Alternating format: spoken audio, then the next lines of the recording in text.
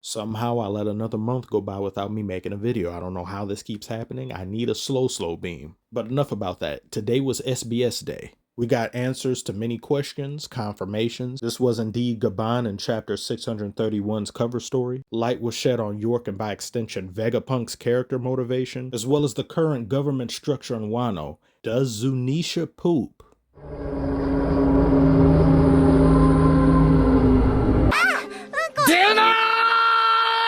Well, too late. I kind of figured, but I mean, what are you eating to even poop in the first place? But whatever.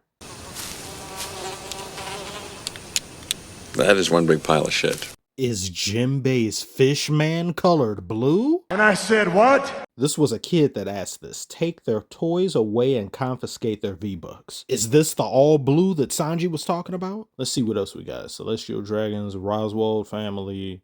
We got illustrations of VV, Good and Bad Future. Queen is Franky's father. I said, wait a minute. Wait a minute.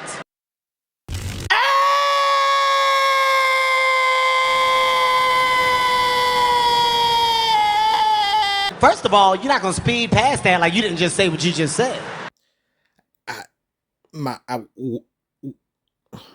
When I first... It's really hard to put into words how flabbergasted I am, how taken aback I feel after having read this. Guano arc has become even worse now, which is something I didn't think was possible. This isn't as bad as when Oda left Zoro's parents and lineage in SBS, but it's in the same realm. To me, this is just inexcusable. Why wasn't this expounded upon? Why did nothing come from this? It's just Franky. Relax. Shut up. No.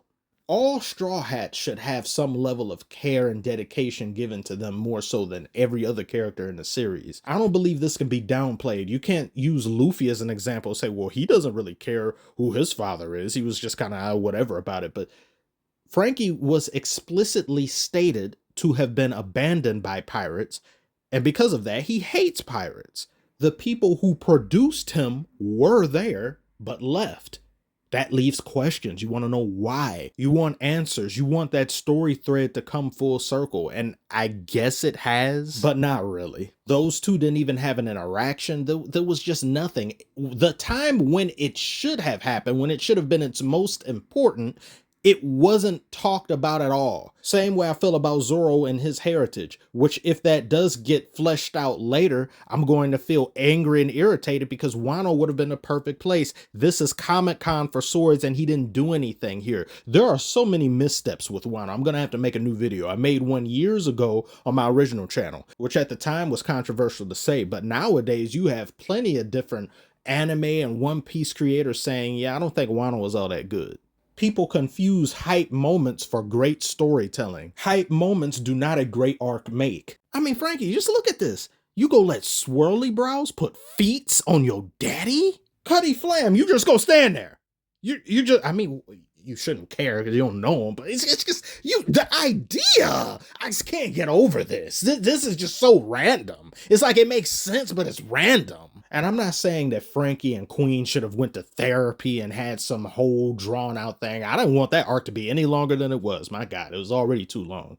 And I don't think characters who are related to each other necessarily have to always talk to one another. I'm just saying in the multitudes of ways this information could have been relayed to the audience, I don't believe this is one of them that deserves merit. I don't believe this is done well at all along with that arc.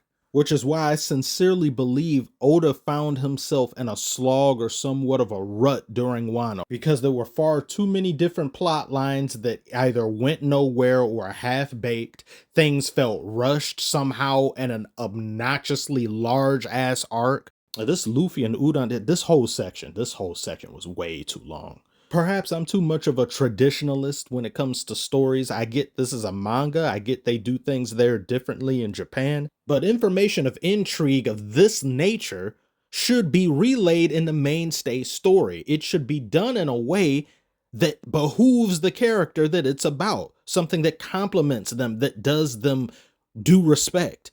To just sidebar this so matter-of-factly?